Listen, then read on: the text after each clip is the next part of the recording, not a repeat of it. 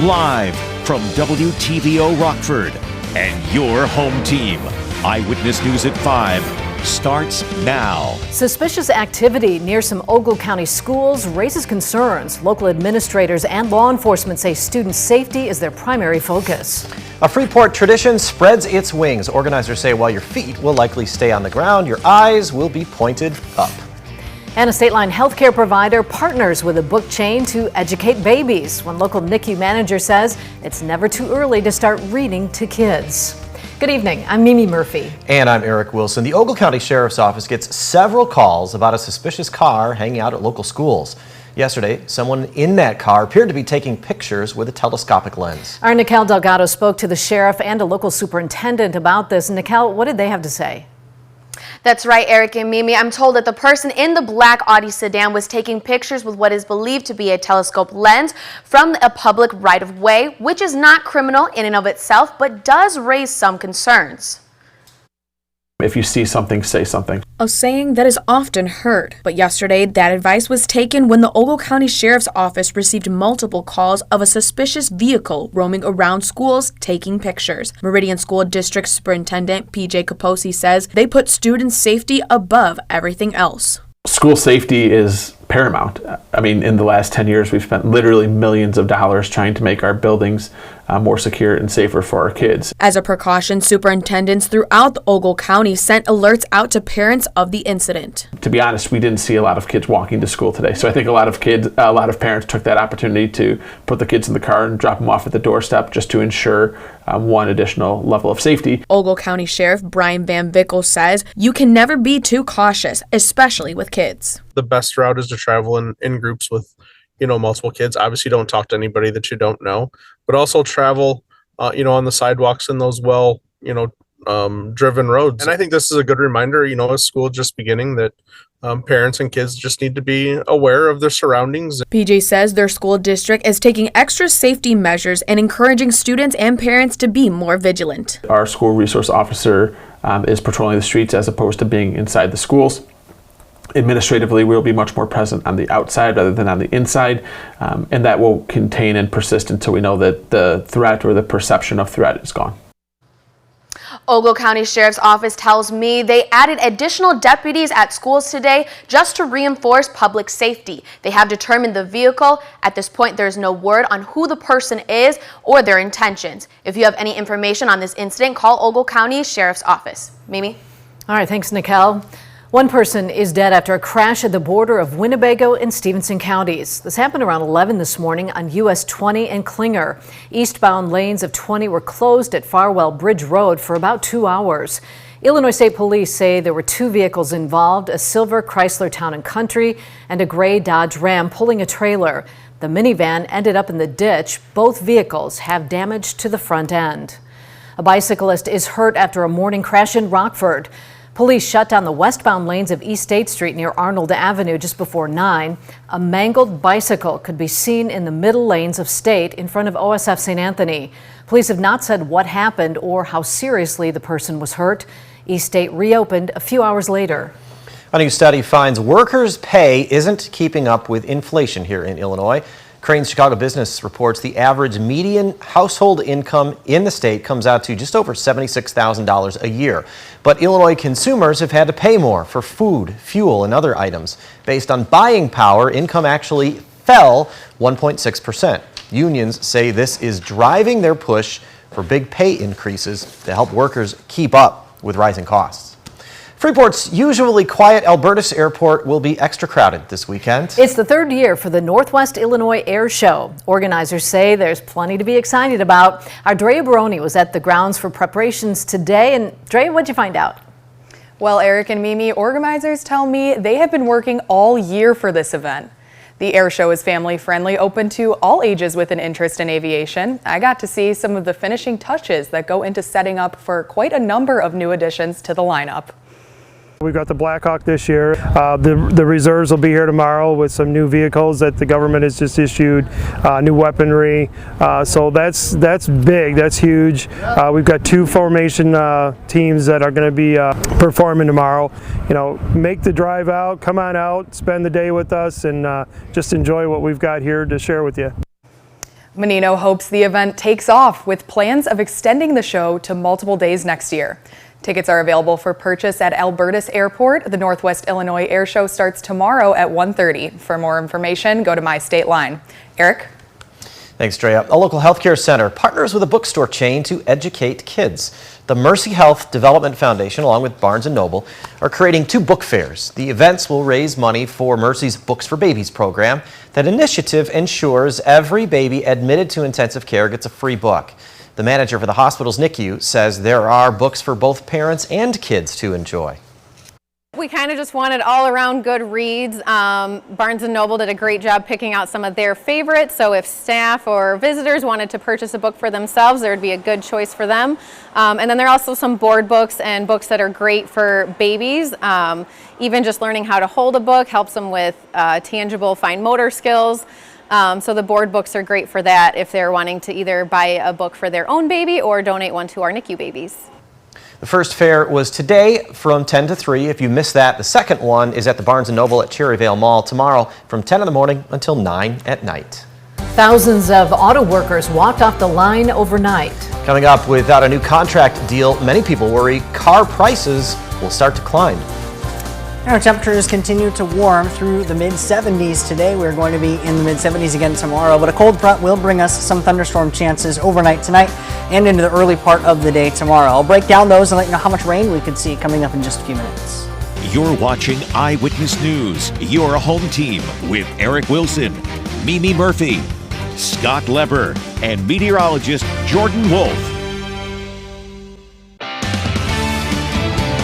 Nearly 13,000 United Auto Workers walked off the job overnight. That's a fraction of the full UAW membership. Despite weeks of negotiations, there is still no deal between the union and the big 3 U.S. automakers. This is the first coordinated strike on the big 3, and if it lasts a while, it could potentially cause car prices to skyrocket. Rena Roy has the latest. Thousands of United Auto Workers on the picket lines, with union members walking off the job at a GM plant in Missouri, an Ohio Stellantis plant, and Ford plant in Michigan. I think people are beginning to understand that, we all need to make a fair wage. The targeted strike officially authorized at midnight Friday, with no deal reached between the union and the top 3 U.S. automakers, GM, Ford, and Chrysler owner Stellantis. In the hours before, President Biden calling UAW President Shawn Fain and company leaders in an effort to prevent the strike. No one wants a strike, but I respect workers' right to use their options under the collective bargaining system. And I understand the workers' frustration. The union asking for a 40% pay increase, a return to pension plans, better retiree health care, and cost of living adjustments. It's a shame we've got to be out here right now doing this because the companies won't take care of their workers. The companies calling those demands unrealistic, offering a 20% increase instead. We're putting a 20% gross wage rate increase, along with other bonuses that come as a part of that. So this is a very, very strong financial offer. A Stellantis spokesperson adds they are disappointed with the UAW's decision to strike and will take steps to protect their North American operations and the company. Jeffrey Purcell, a single father of 3 and president of the Local 3039 in Tappan, New York, just north of the city, which is not striking, saying he stands in solidarity with the nearly 13,000 members who are on strike. This used to be a great job at a working class level where you can provide for your family and provide for your loved ones. We shouldn't be in a situation where we have to live check to check. And again, right now, this is a targeted strike at certain locations, but more members could soon join the picket lines. Rena Roy, ABC News, Tappan, New York. Well, back at home, tomorrow's forecast comes with some rain potential. Coming up, Jordan looks at our chances for more rain next week, along with a warm-up.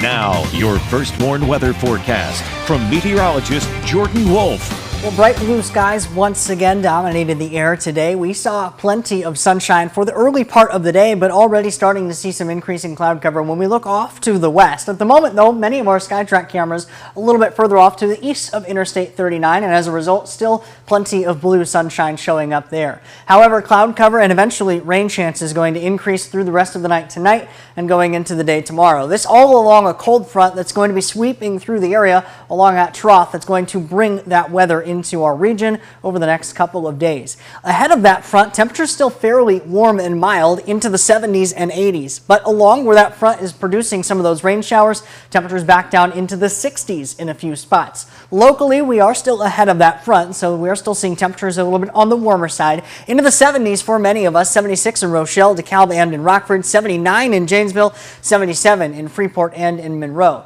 The rest of the night tonight, though, temperatures falling very quickly early on in the night and then tapering off through the rest of the evening because of our increasing cloud cover. Only down to 57 for the overnight low. Compare that to the last few nights where we have fallen into the low 40s for some of those.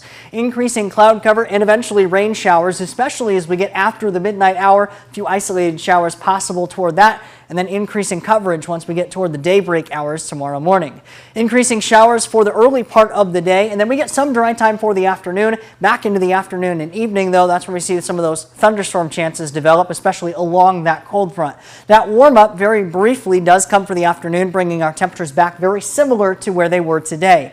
Futurecast continues to show the increasing cloud coverage and then eventually rain showers, especially toward daybreak tomorrow morning. And then we get some of those pockets of steadier to light rain showers that will be working their way through. Some dry time for the early part of the afternoon, and then isolated showers and thunderstorms once we get into the afternoon and going into the evening.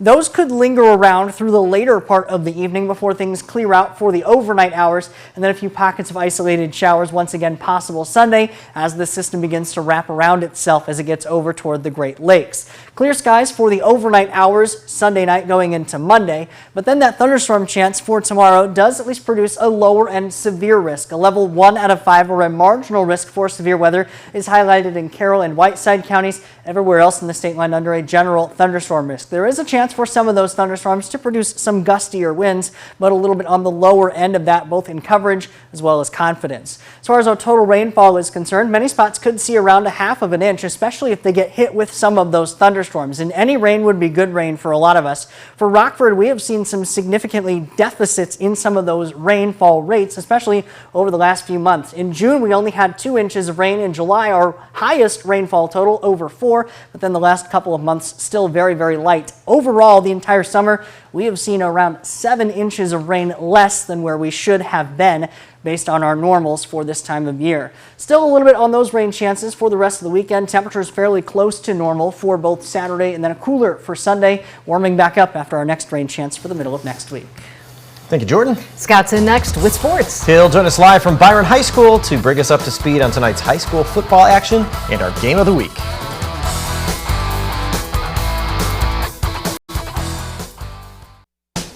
Now sports with sports director Scott Lever.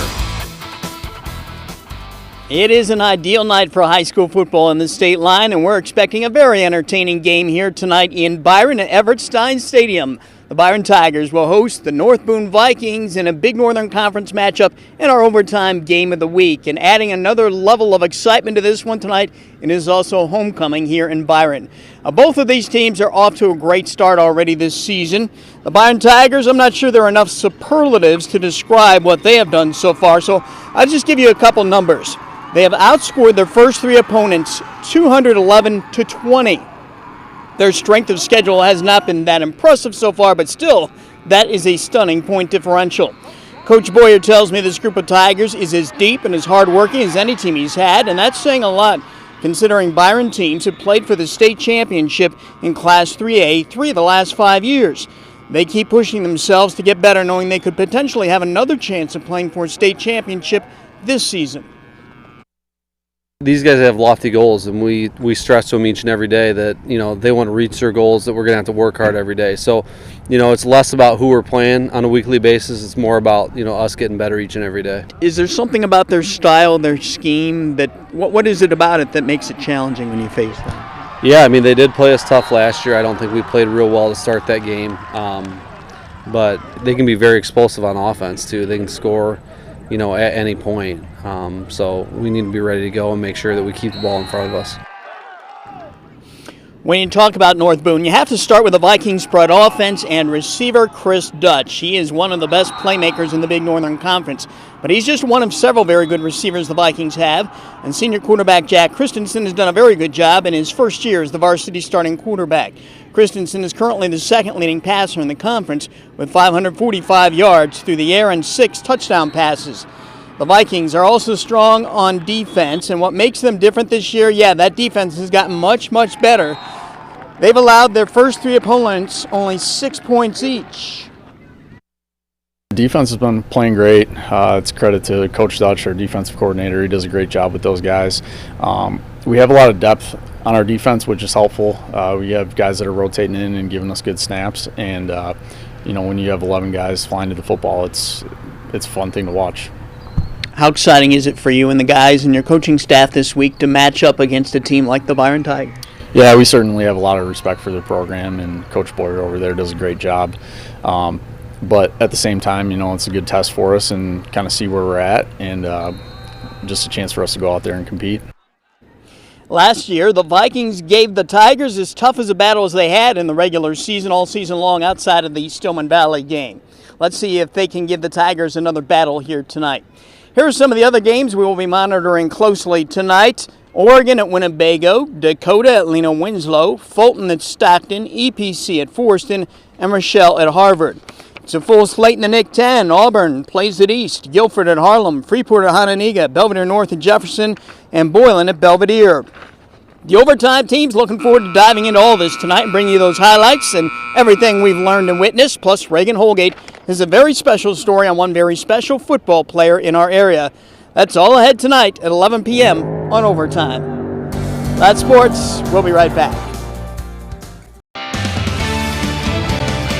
The First One interactive radar from Rockford Auto Glass and More shows fizzling rain showers through the rest of the evening tonight off to our north and our northwest.